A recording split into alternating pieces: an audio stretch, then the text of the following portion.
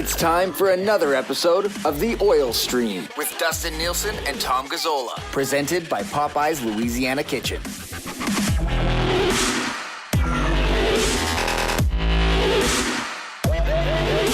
12:04. Happy lunch hour, everybody. Thank you very much for joining us here on The Oil Stream. Dustin Nielson and Tom Gazzola with you. You can text us anytime.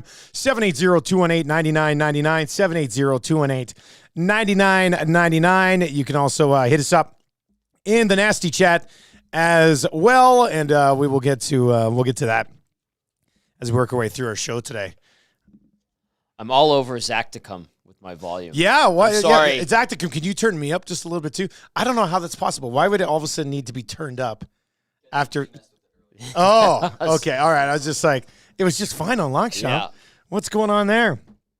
We got it figured out. All right, nasty chat. The Edmonton Oilers have won 11 in a row. Of course, like I said, you can text us anytime, 780-218-9999, 780-218-9999. The Edmonton Oilers, Tommy Gazzola, can simply do no wrong. Fantastic. Nice to see. And that game yesterday, highly entertaining. I'm going to reiterate what I said on the postgame show last night. The vibe in that building, the energy, the back and forth of the crowd, the back and forth of the two teams. Great Tuesday night in the Alberta Capital, and I enjoyed that thoroughly. So at the end of the day, the Oilers with a come-from-behind victory. This is something that they've been able to do in the last few weeks. A lot of patience again. Toronto looked good in the first 10 minutes, built up that 2-goal lead in the second period, and then the Oilers chipped away at it, and they stuck with it, and they got depth scoring, and they got contributions from their top-line guys, and they got great saves from Stuart Skinner. Last night was the first game of the season, Dusty, where someone from the inbox or the nasty chat, a fan of the team, proclaimed a Stuart Skinner steal. It wasn't me. It wasn't Joaquin Gage. It was not YouTube Trev. Saying That was the Stuart first. Skinner That was the stole. first time all year somebody from the nasty chat claimed that in the postgame. Before Joaquin could even give his goalie brethren that kind of love. Really? Yep. And Yet he wasn't a which is star what I last night. think- That was terrible, and Gager was pissed off about Okay, that. he should be pissed off. Who's choosing these things? Derek Ryan? I know he had. Good for Derek Ryan. Yeah, good He for played Derek Ryan, well, but come on. You're telling me he was a second star of that game? We have a theory. And Stuart Skinner was not? We have a theory about who chose the stars, because they used to. Do you remember back in the old days? Oh my God, back in the old days. But even I don't know if they did it. Maybe a bit at Rogers Place, but they would hand out the little sheets of paper, your top 3 stars of the game, and they'd accumulate them. We used to do that at the Golden Bears. Yeah. Well, Golden Bears, one guy picked it. NHL teams still do it Yeah. in other visiting buildings, but they stopped doing that, and I think they just give it to the broadcasters. And I'm wondering if they gave it to Stoff the picked Leafs. the 3. Hang on, I'm wondering if they gave it to the Leafs broadcasters. I thought like maybe Stoff Matthews because of the was U on of A there. guy with Derek Ryan. Well, Matthews was on there too. I thought Matthews was good last night. Yeah, so was he better than Stuart Skinner? No, Derek but Ryan Derek definitely Ryan wasn't. wasn't better than Stuart No, Skinner I know. either. So, and I Ryan also say McLeod, Derek we get Ryan it. wasn't better than Austin Matthews last night either. I agree. Yeah. So, no, I don't think. I think it's more You think it was Stoff the home picked guys? it and got Derek Ryan in there. Big goal for Derek Ryan. Huge goal. Yeah, I Great just play. don't know how whoever's in charge of the 3 stars or whoever has final approval on the 3 stars look at it and go, wait a second here. This is How's Stuart stupid. Skinner not going to be in there? You know what Stuart Skinner was, though? The Damon Bunting Remax Elite Player of the Game, Was as he? chosen by YTT, YouTube Trev. YouTube Trev. Do you know that Jay Milton calls him YTT? Y to T. Yeah, that's how Really? he says it. People are starting to catch on to it. Y to T. YTT, as ESD glue guy Jay Milton. That's says actually it. not bad. I don't mind that. The way he says it is pretty funny. So, you know what? Gager was pissed off, and YouTube Trev rectified the situation. All right, Nasty Chat is where you can chime in there. This is an interesting one. Smitty the Welder. Hey, how about your guy that you hate, Jack Campbell, 918 save percentage his last 9 starts? That's great. How about that? Is Smitty the Welder bringing that up? No, I just brought that up. He's all over me. No, Smitty the Welder's not all over here. Oh, Well, mind well, you, he says it was not a steal. Skinner played as the number 1 should. He made a couple of huge saves at huge Smitty times. the Welder's a hard Is he a hard tough shell. nut to crack? He's a tough nut to crack, my friend. That shell is hard and formidable. Unless he's just doing it to needle. But I don't know. I get a kick out of Smitty the Welder. I'm going to kind of side with Smitty the Welder in this conversation. Really? Yeah, I didn't view Skinner played really well last night. You didn't think But that I didn't think Holmberg save was fantastic? Yeah, but so that means you stole the game because you made one amazing save. 27 that saves was an last amazing save. To me, you steal a game when you make 40 saves and your team's outshot 40-20. He was brilliant last night. I think he should have been the first star of the Hawks. No, McLeod was the first star of that game last night. But I thought Skinner should have been the second star of the game. But I think I would tend to agree that I don't necessarily think Skinner stole that game last night. I'm going to reiterate that I did not declare it a Skinner steal. It was someone in the nasty chat or inbox that did. And Gager was all over it, and I was okay with it. I'm like, okay, yeah, I thought he was great. So, yeah, I thought the team played pretty well in front of him. So I don't know. He part of me thinks it's getting with how well they're playing. I think it's going to be hard for Skinner to technically steal a game because they're always out shooting the opposition, like they're dominating play. The one that was on the line and the helmet was falling off and he stuck his glove between his body and smothered it. That was a good play too. And there's some chaos in front of him. I thought he was excellent. He did what he needed to do. The Morgan Riley goal. Well, the Draisaitl goal was a softie, too. That was terrible. My God. I saw some people last night, I think, on the postgame were like, what a backhander. I was like, oh, that was a bad goal. Good back. Jones wasn't even facing the right direction when that one went in. Good awareness from Leon to just put any pucks on net. But Jones is just standing there. I don't know what he was doing. That was an awful, awful play. I looked at Shockey. I'm like, that went in? Yeah. What happened? He goes, he's just backhanded. Yeah, that was a bad goal. Bad goal. Yeah. Lick Fury is in it. Says Skinner looked like every other number one goalie that has played against Edmonton and makes some big saves. This should be expected of him from time to time. D. White says, I was one of the people asking if it was a steal last night. And Dusty, I stand by my statement. Well, you were asking about it, though. Were you making the statement? There's a difference here. It wasn't D. White that declared it. It was somebody else. No, I declare that person was wrong. How's that sound?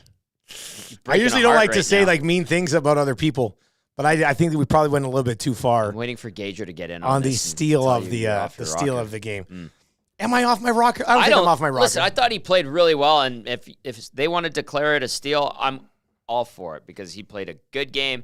His numbers are excellent lately. The team's playing solid defense. They're poised in all kinds of situations. There's a lot to like.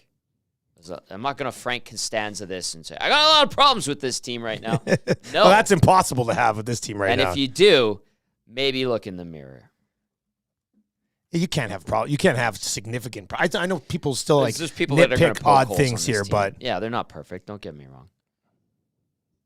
Penner's Pancakes via the nasty chat says, was last night's win the most satisfying one of the season so far? I don't know, when they've won 19 of 22 here. Yeah. There's a few that probably... It's the Toronto factor, right? Yeah, but Toronto's not a cup contender. No, it's just the Toronto factor. Yeah. It's them from that city that always gets talked about.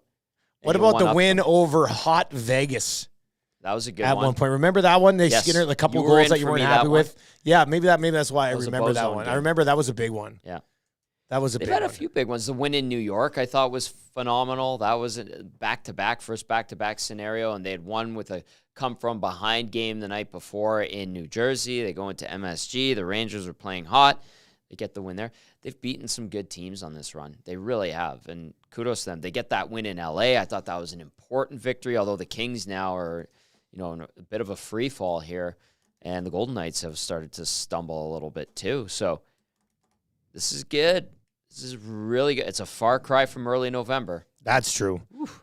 Pat Janix is in and says, good afternoon, boys. Piss Jug here. Yep. The Leafs got knob-locked last night. I like that. A good old-fashioned knob-locking of the Toronto Maple Leafs last night. A master stroke. Subtle moves. Throwing McLoud, Draisaitl, and McDavid. 3 guys from 3 different lines, 3 technical centers, 3 left shots out on the ice for shift, and boom, back of the net. Riding a guy that was playing well. That was nuts. In Ryan McLeod. That goal to set, or the setup to get Ryan his goal was all McLeod. From his zone, transporting the puck. Dropped it off, got it back. Just like they do in practice with Matthias Janmark and then Derek Ryan. Although the defensive coverage, Derek Ryan was just sitting there the whole time. But great play by McLoud. Honestly, that's how you draw up. That's how they run that drill in practice. Just like that. It's like a D to D regroup, hit the center swinging low, carry it through the neutral zone, hit the winger on the sidewall, give it back to him, take the ice that you're given below the goal line, and then find the guy that's open. They did it. And listen, the Leafs defense is a work in progress. Yeah, we'll get to, if we have time, we'll get to some thoughts that we have on the Toronto Maple Leafs a little bit later on the Oil Stream. Party is in. It says, last night's game was nerve-wracking until the Leafs went up 2-0. That's when I knew we were going to win. That's confidence. I was pretty nervous about it until the Leafs went up 2-0. Then I was like, oh, yeah, no, now they got this. They got this. The inbox is taking a pounding here right now, so we'll get to a bunch of those. 780-218-9999, 780-218-9999, and lots of comments about Stuart Skinner. So let's get to a few of these. First of all, back-to-back text messages. Eden is in and says, I said it was a steal last night. Yep. Besides the Holmberg save, there was also that Nylander breakaway. It's true, he got enough of it to force it off the crossbar. Then this text is also right there as well. No name on this one, but in no way was that a steal last night by Skinner. He played the way they need their starting goaltender to play, making big saves in the right moments. The leaders were not outplayed last night, right? Like the team wasn't outplayed in front of him, which is why I don't think you can steal a game when your team was the better team, which is what I thought the case was last night. Right, if you're going to steal the game, made some nice saves. Your team's got to. But Connor Hellebuck makes nice saves every single night. He doesn't steal every single game, right? It's a number one goalie's job to make 2 or 3 of those saves that he made last night. Dare I ask, is Stuart Skinner on the verge of being declared a number one goalie, or is that too much of a stretch at this point? Well, by default on this team. Hang on, yeah, but you know what I mean, like.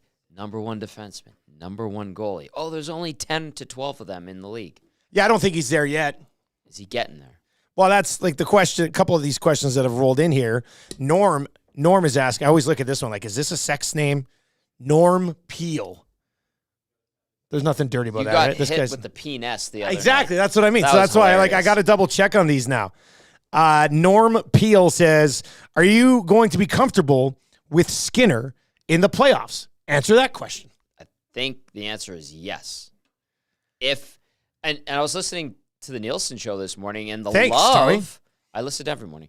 The love for Skinner was coming in, and there was one text that was like, Dusty, don't you notice the way he flexes on his stick before he goes to go out and play the puck, yeah.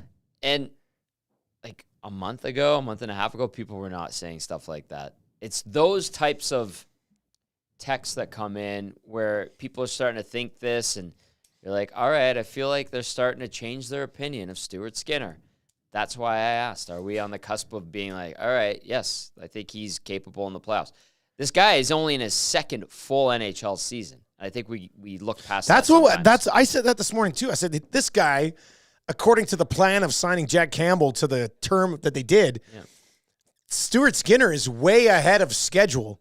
A lot of that being forced upon him because of other decisions that the team has made. So anything you're really getting from Stuart Skinner right now is a bonus. And you're getting, what was it? Was it Mike Kelly? I think of it as a relief. As a sigh of relief. Bonus I get, but I would be like, oh, thank God. Someone can play goalie respectfully. Like the answer, I guess, to the question of are you comfortable with Skinner in the playoffs, for me, is if the team in front of him plays the same way that they've been playing, then yes, I would be comfortable with Stuart Skinner in the playoffs. Yeah, respectably, not respectfully. Respectably, absolutely. He's learning too. He's shaping into a reliable starter. Mike Kelly, NHL Analytics, 11 straight wins for the Oilers. Defensive play, especially in front of their net, much better than the start of the season. Skinner has benefited, but his play has also been much better. He had one quality start in his first 8 games. Now 9 straight. The longest active streak and the second longest streak of the season. You know who has the longest streak of the season for quality starts between the pipes? Connor Hellebuck. 12 games. Stuart Skinner is at 9 right now. The other 2 goalies behind him, Charlie Lindgren with 5 and Lyon with 5. And one of those would have been that game against the Oil. Yeah, so Detroit.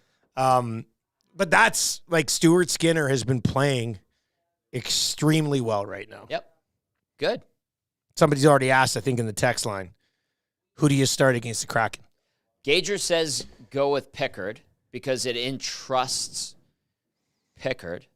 And when you have that trust, it motivates and elevates your game. I respect that. I understand. I don't know goaltending the way a guy like Gager would. I thought they could go back to Skinner tomorrow and then Pickard on Saturday against the Flames, but the Flames are playing good hockey now. I think you want to roll out your number one guy against Calgary. Yeah, and at Saturday night at the Saddle Dump. Yes, I said it. And that's a big one. So I'm okay. And Seattle's dropped a couple here. On the back of Joey Decord. They've played so well lately. I'm okay with Pickard. I would go Pickard. Is there any way they run Skinner out for all three? I don't think so. Okay. Don't. Well, then go Pickard against the Kraken. Something that was said at the end of last year was, and this came from people within the organizations, there was a sentiment that they ran Skinner too hard down the stretch.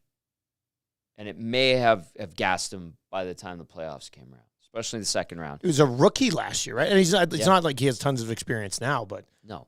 And Skinner will not admit to that. He says he wants to play every game. Cam Talbot said the same stuff when he started, 73 in 16-17. They're not going to say, don't play me more. They never do. But you take a step back and you look at it and you go, well, yeah, they probably played him a little bit too much. So I get Pickard in there to one of these games. Yeah, start Pickard against. I think they're probably going to start Pickard against Seattle. Sure. There's no reason not to. Like, why would you not? You don't trust Pickard? I think you do trust Pickard for what you need from him, from a backup. So you're right. Seattle, even while Seattle was winning, it was a lot on the play of their goaltender. Joey Decord. Seattle's not a team that comes rolling at you and it's going to score 4, 5, 6 a night just because you have your backup in. I don't see that happening. So, yeah, I would definitely start Pickard. And then this is just one of those spots that 2.5 months from now, you're like, yeah, a little bit more rest there for Skinner. Another chance to, take a little bit more off of his body later in the season. So there's no reason not to go with Pickard.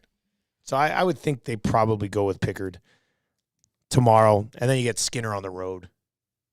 Sure. Right, so portions of the Oil Stream are brought to you by One Putt Virtual Golf, one of the best and most accurate indoor golf places in the city for all of the serious and casual golfers. They've got 6 TrackMan bays, which makes it the perfect place to golf and hang out with your friends while catching, you know what? An Oilers game. Hey. Great idea.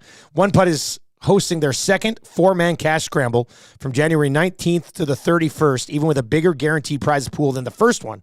They got $1,500 on the line here. First place is guaranteed $1,000. Second place is guaranteed $500. The prize pool will increase if there are more than 15 entries.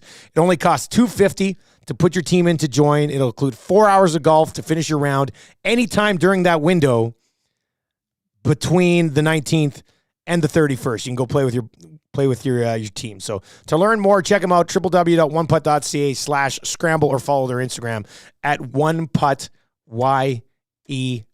I think Shen from One Putt was in the nasty chat on Monday and said tomorrow is the deadline to sign up. That would make sense if it starts on the 19th. Yeah, I think tomorrow is the deadline to sign up, but you might want to check it out today anyway.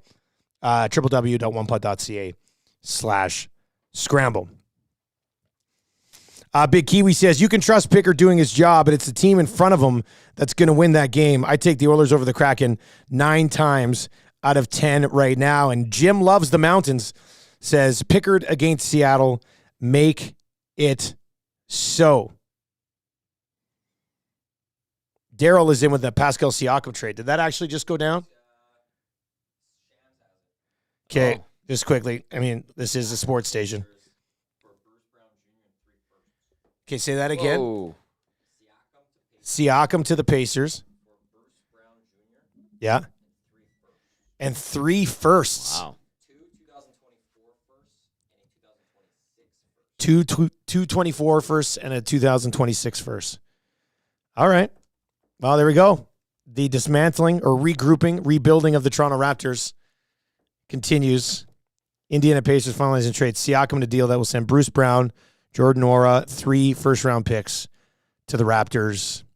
New Orleans will be a third team in the deal, sending Kira Lewis to the Raptors as well. All right, we'll have more on that tomorrow morning on the Nielsen Show for sure. Breaking news from the CFL 2, according to Dan Ralph, Dominic Rhymes and the Lions are parting ways. Oh, Whoa. that's big news. Dominic Rhymes. Well, they just reworked Hollins. And we're going to get carried away. I could do a whole CFL show. But quickly in this, Saying Dominic Rhymes at BC maybe. Dan Ralph is reporting that Dominic Rhymes of the BC Lions. Now, if you're going to pay Hatcher and you're going to pay Hollins, I can see why Rhymes would be the odd man out there. But Elks killer. yeah, he's good. Yeah. He's going to get picked up somewhere, that's for sure. Bruce Brown Jr., 27 years old, averaging about 12 points per game. So more on that tomorrow morning on the Nielsen Show. Nice to have some breaking sports news, though, during the oil stream. That's I like nice. it. It's fun. Brent says, hey, guys, I thought 97 played just an amazing game last night. Different because it was not the style, and almost everyone gets criticized for not doing what they're doing when they were losing. What do you think of his game? Physical. He was very physical. all over it, doing the dirty work, and to see him motivated and just the engine and the motor running like that. How do you, if you're watching your captain, who's the best player in the world, play that style, Exactly. and you're not trying to emulate or at least follow suit, like, get out of here. So yeah, I loved it. It was good, and it was very noticeable, like lunging for pucks, hitting guys at the end of or when he had an opportunity to. It was good. And then his touches with the puck, not always McDavid-esque. He had a couple good looks, though. Yeah, exactly. He always has a Like, couple good looks. You can't keep that guy at bay for the entirety of a game. So I loved it. I thought it was great, and I thought it helped kind of show the rest of the team that, hey, it doesn't matter if you're not a physical player. Like, if I'm doing it, you better do it too, Ryan McLeod. Well, all of Derek them, right? Ryan, Like, yeah. Matthias Janmark. Exactly. James Hamblin. The James Hamblin line was out there against the Matthews line a few times, and not just by accident. And they were okay. They didn't get caved in. Chris Knobloch, hockey wizard.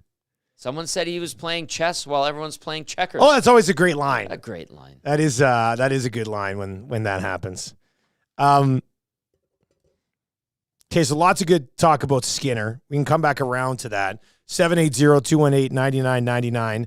780-218-9999. Surveyor Brett, waste no time. What is this? An NBA/CFL stream? Get on with it. I like how other people are trying to claim Association City, not with this station. Did you see that? I don't care about that. Yeah, okay. Not right. Madison says, as per the post game last night, watching Steve Dangle's reaction this morning was amazing. How's That's it from Steve Matt. doing? I haven't checked in on what Dangle had to say there. That's a tough look, though. This one is in. It says, Leon is not receiving enough recognition for last night's game. He was a man-possessed, shut down the Marner line on his head-to-head matchups, despite carrying around an injured Kane and a third liner in WF 37. Give that man his money. Oh, he's going to get paid. The saying is, pay that man his money. He will get paid. Trust And me. I don't think last night Leon uses last night's game and goes into negotiations and says, "Now what do you give me?" Like, Give me some honey I don't think buns. that's the case. Leon Draisaitl is making at least over $13 million on his getting next more than deal. Matthews. Like, yeah, and what's Matthews? 13.225. So Leon's getting at least 13.26 on his next deal. Yes. And it should be here in Edmonton. Correct. With the Oilers.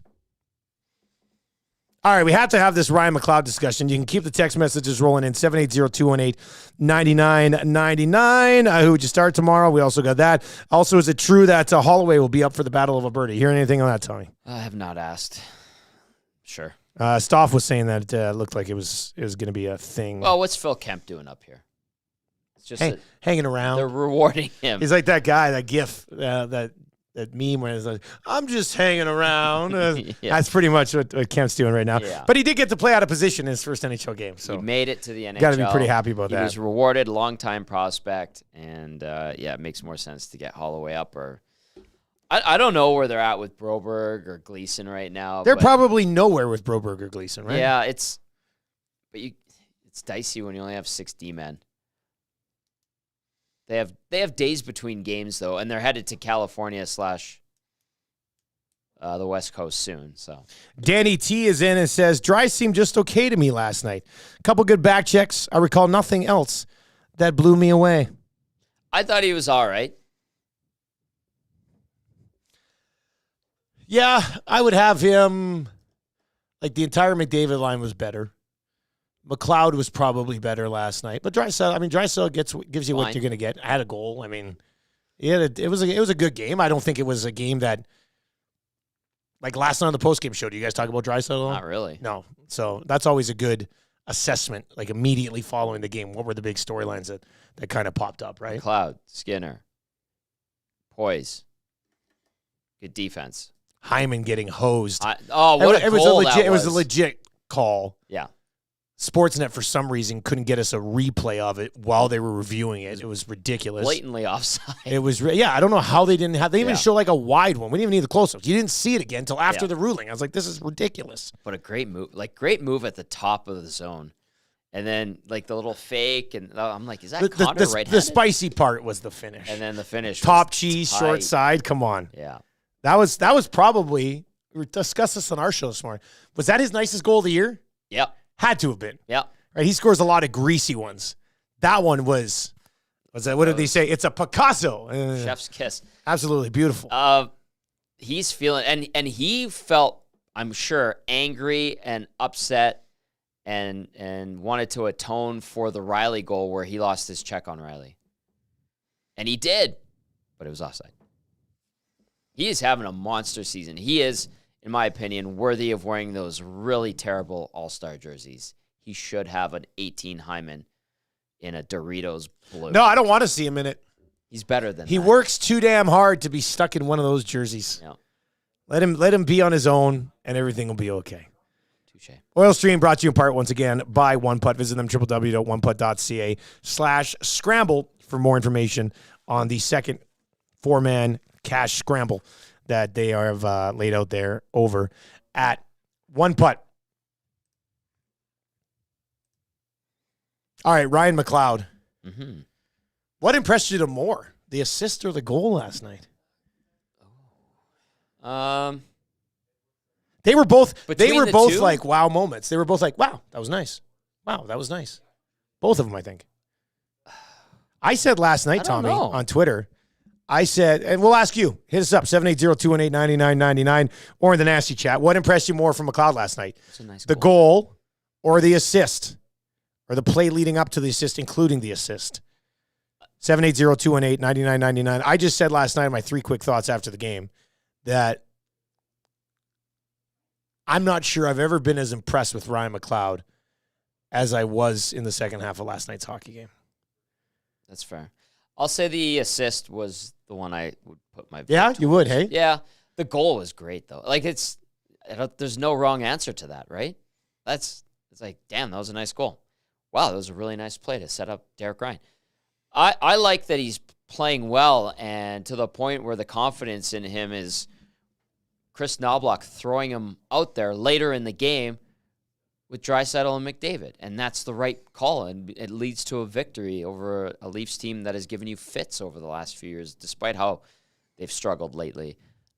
And then the other thing, too, is I didn't notice a lot of Ryan McLeod needs to be on the second line with Draisaitl right now chatter either. People, after the initial frustration and wave of what the hell is Chris Knobloch doing when I tweeted out the lines and the combinations at practice the other day, that just dissipated. Like, Evander Kane, banged up, not playing well, had a couple of good moments last night, by the way.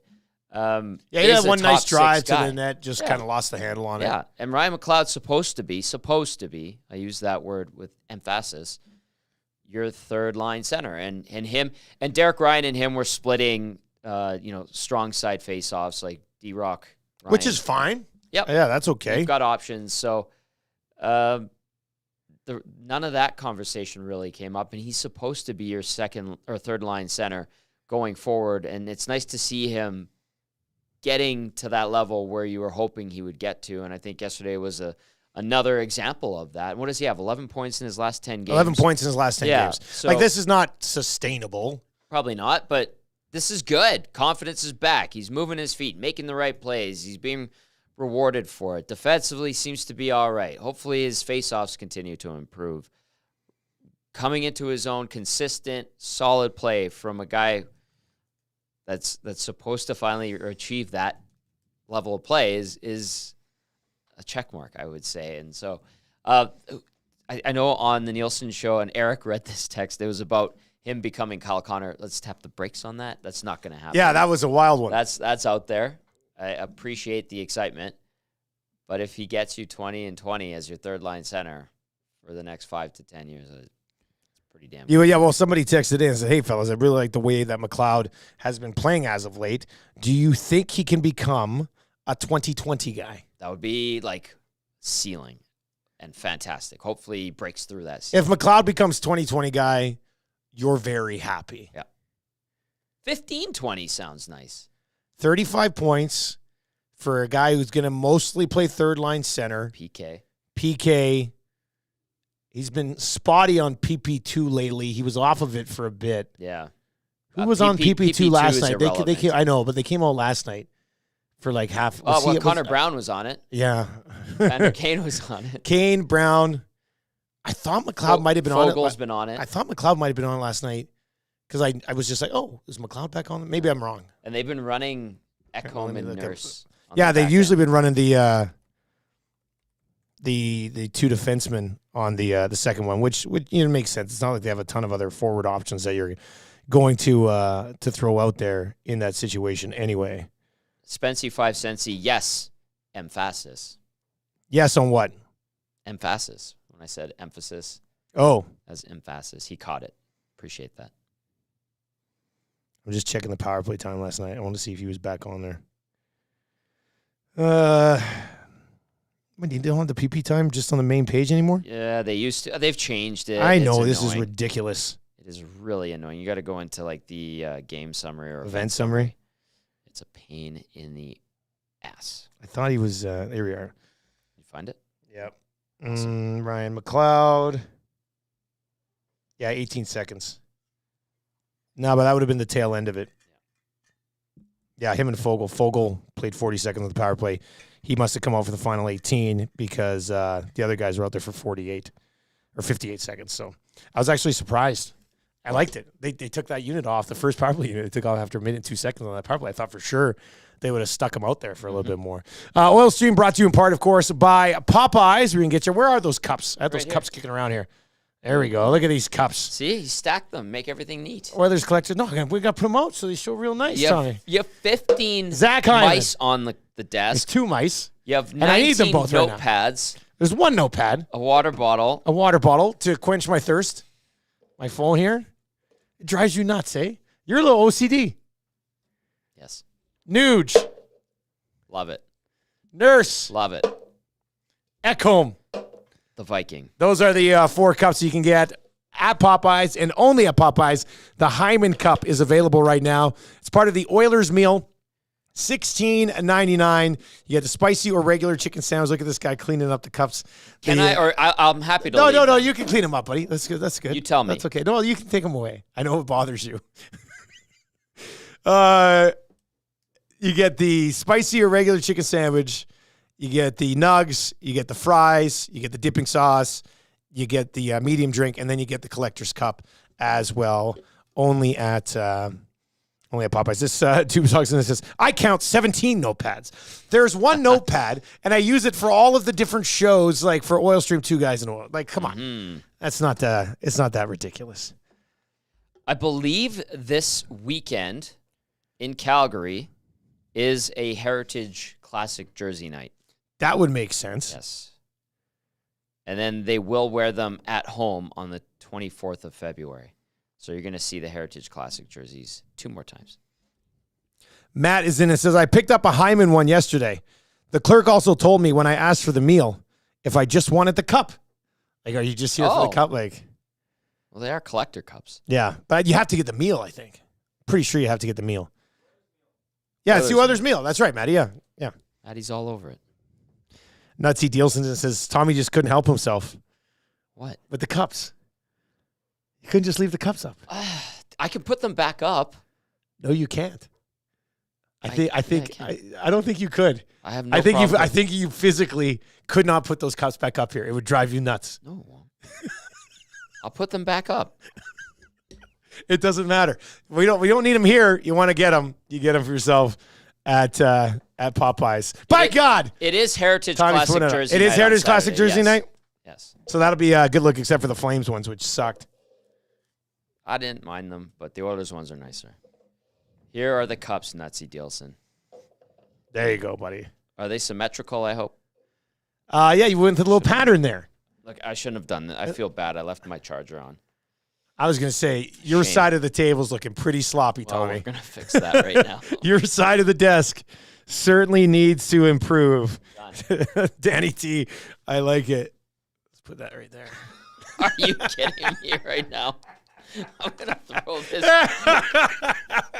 Tommy is going to he's going to walk out and he'll be nominated for an Esty. We're doing at the the end of the year. Esties. We're doing the Esties. Iwanek, Yeah. and We're thinking at the theater. Eric, at the we're Garneau. talking about it, and Iwanek's like, we're doing this. And I'm Yeah. like, perfect time to bust out the tux. The Esties. You own a tux? Yeah. You don't just rent a tux. You I own went a and bought tux. one, yeah. So how long ago did you buy a tux? I wore it once at my buddy's wedding coming up on 4 years ago. And you haven't worn it since. No, So do you regret buying when you could have just rented? no. Why not? It's mine. It's made for me. But you haven't worn it in 4 years. Yeah, I'll have to see how it fits.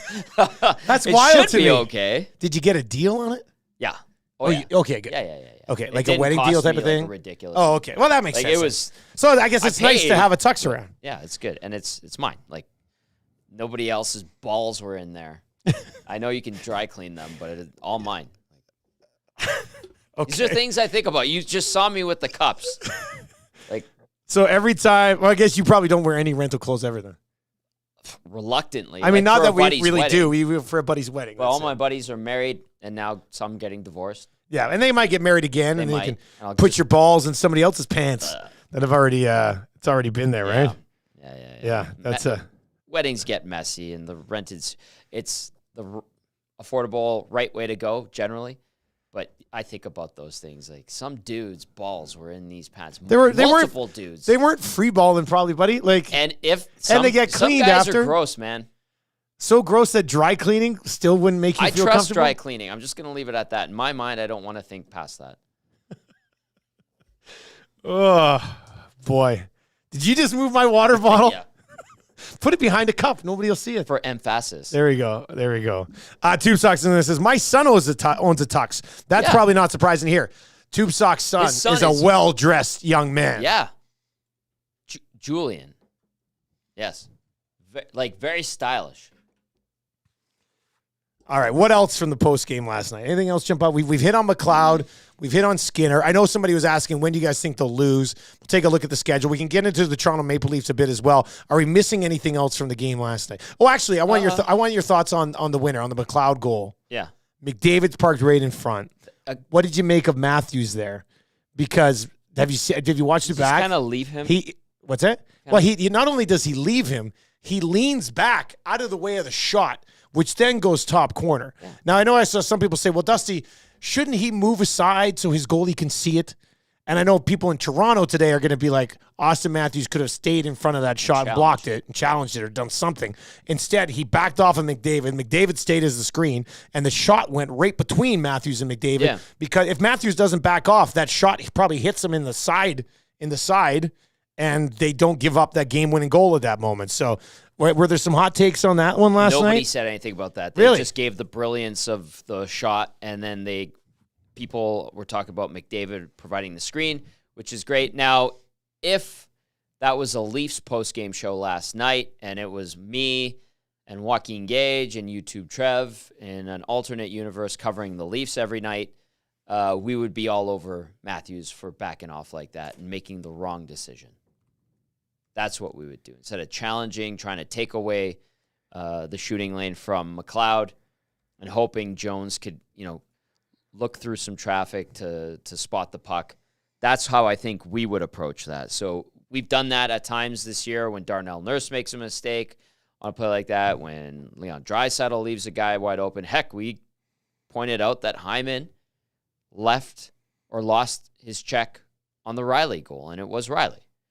And then he goes, and Gager brought it up. He goes, Hyman was so mad about that goal that he went out there the next shift to try to do something. And he did. Brilliant goal that was disallowed because it was clearly offside. So I think that that's how we would approach it if we were doing a Leafs post-game show and it was our crew that does the Oilers post-game show and we were looking at it from a Leafs standpoint. That's how I think we'd look at it. Let's take a look at the schedule here because they have won 11 in a row. Absolutely rolling right now. The January schedule could be described as a little sweetheartish. Good. Strength of schedule, Take advantage. Not crazy. The way it's laid out is excellent for the Edmonton Oilers, and they are taking advantage of it to the point where the Oilers are now 24-15-1. Yeah. What a wild run. So, where does this thing end? They get the Kraken, then down to the Flames, then home again for the Jackets, the Hawks, and the Preds. Then another trip down to California and Vegas in early February, and that's coming off a pretty significant break. Yep. So where does this end? These next two games are going to be tough. Then you get the Jackets and Hawks, and they do well against the Preds. Yeah, but the Preds smoked them the last time they faced them. Yeah, and they beat them when we were here watching. Yeah. So I think these next two games are going to be tough. And I know the Flames haven't had the best season, but they're playing a lot better. They're in the mix. Can't deny that. Kraken have done a great job of late, although they've dropped their last two. I think these next two, I don't want to be Debbie Downer, but it could end in these next two games. These are two teams in the Pacific Division that they've beaten. These are 4-point games. The Oilers could do a lot to boost themselves up and bury the guys behind them. I think you got to get those wins, obviously, against Columbus and Chicago. And then the Nashville one, if the Oilers are continuing this hot streak through to next weekend, that Nashville game, although they play Nashville well, could be a tough one as well. So I don't know. Like, realistically, not to be Debbie Downer, do not paint me as one. These next two are going to be tough for the Oilers. We said that going into yesterday's game. So enjoy it. And if they lose one of these next two, I have full confidence in them and how they're playing lately to bounce back and start rattling off another small streak of some sort. I would say of the 5 games, tomorrow's would probably worry me the most. Okay. McDavid's going to go down to Calgary, and they're going to smoke him. Okay. And then you get Columbus, Chicago, and Nashville. It's a road trip. So maybe there's a letdown spot here. 4 of these next 5 are on the road, but 8 of the first 10, 8 of these 11 have been on the road anyway. All of next week. Oh, yeah, sorry, all of next week's at home. Yeah. Oh, yeah, 4 of the next 5 are at home, not on the road. Then We'll get on the road. I'm going to say this, though. If they beat the Kraken tomorrow, they're running the table with all 5 of them, and they're going to push this thing to 16 at that point. 7-2 all-time against Seattle is the record for the Oilers. Is that too much of a homer take to be like, I expect him to run the table for the rest of the month? Maybe, but it's realistic. Feels like it. Feels like a bit of a homer take. We're calling this sweetheart schedule because it is one. Let's take a look at the February schedule here. So they don't get rolling until the 6th. That's in At Vegas. Have you announced anything about that? No, we haven't got into that yet. Okay. We'll get to that.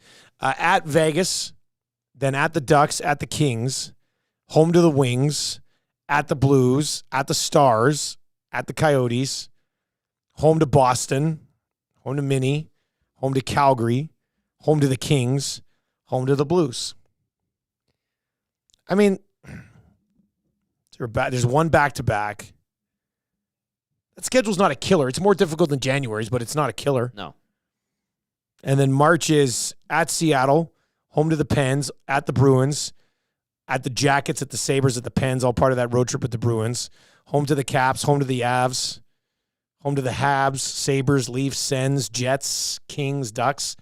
That might be a little bit more difficult. And then prior to finishing the year with 2 of their final 3 games against the Sharks and Coyotes, They do get the Golden Knights. They get the Canucks. They get the Avs over the final couple. They get the Avs twice in April. They get Dallas in April. So the Golden Knights in April.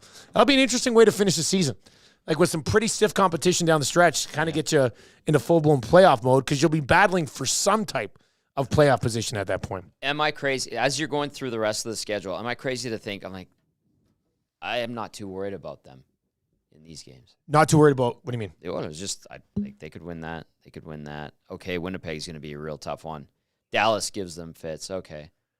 Well, no, you're not crazy because since November 24th, they've been the best team in the league. Yeah, I'm looking at that. I'm like, all those okay, other teams should be looking at them going, don't like that one. Yeah. Good for them. Really good for them for climbing their way out of that.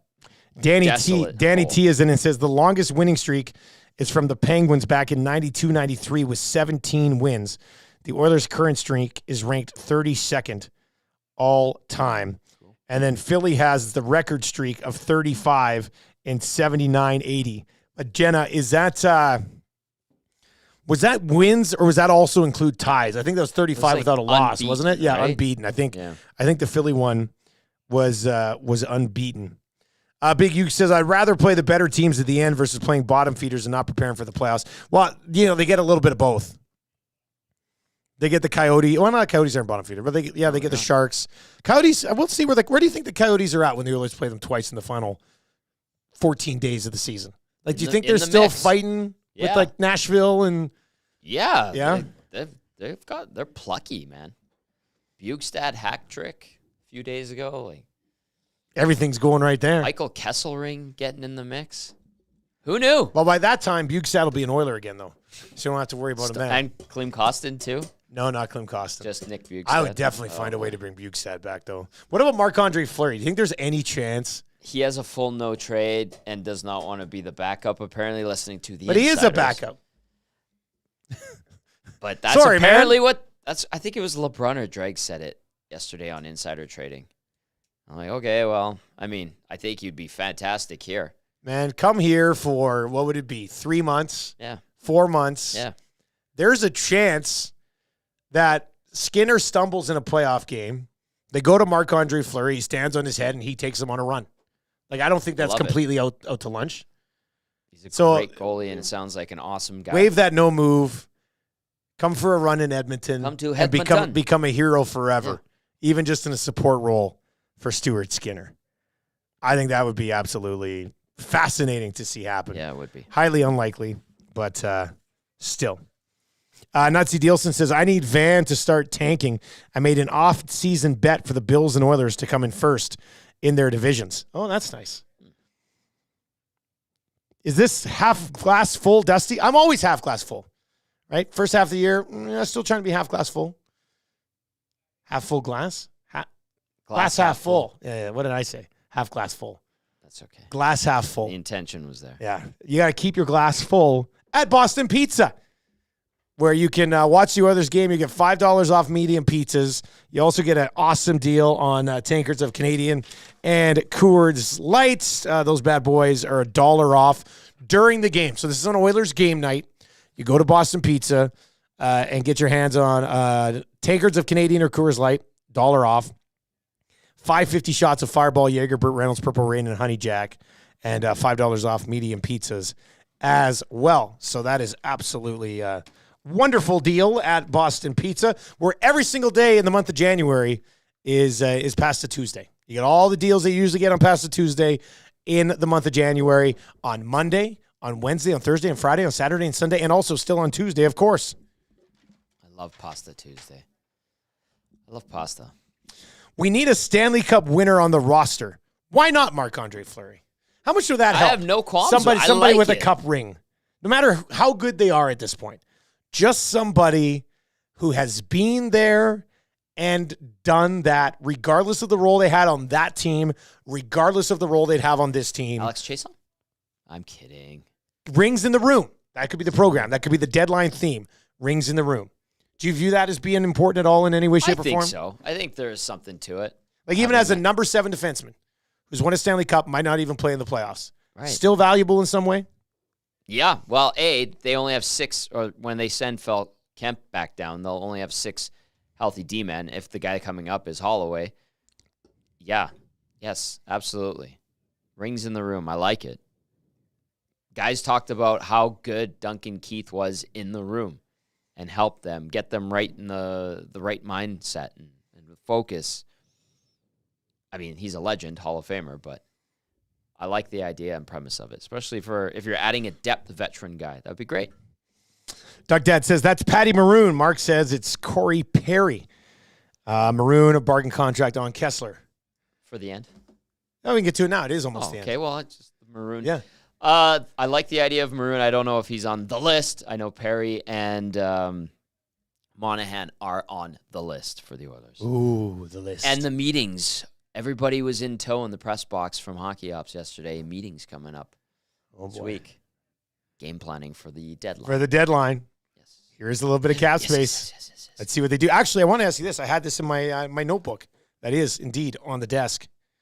Does this make you willing to try to, like the streak right now, does this make you more horny at the deadline or less horny if you're the Oilers to add?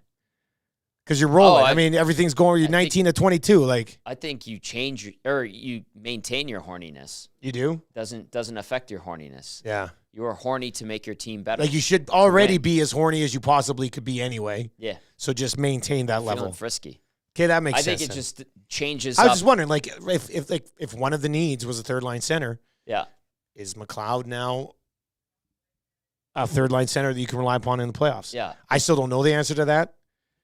It's better than it was before, so maybe now. So that's why I think it might. I don't know. Does it dial back a little bit? It just changes the approach. Is it a fancy dinner that ends with like a couple of cocktails and then time to go home? Yeah. Or is it a movie and a skating rink holding hands and then go home?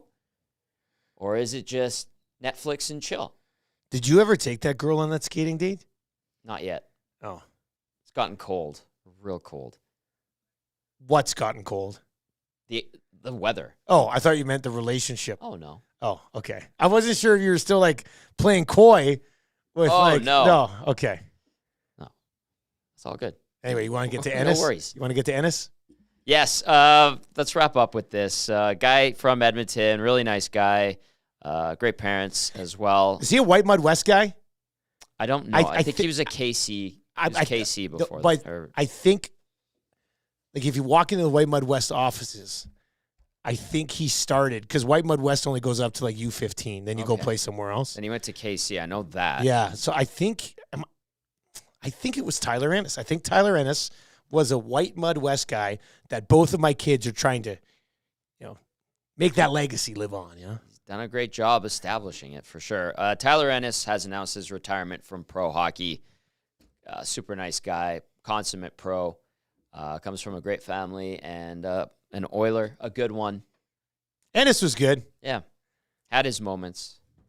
So congrats to Tyler Ennis on a How old is Ennis? Good NHL career. I think he's 35. That's a pretty good run for a little guy. He is a little guy. Right? Like, he didn't have a lot size-wise going on. 34. That's a pretty good run. He got over a decade in the National Hockey League, 700 career games, 346 points. Made some good money.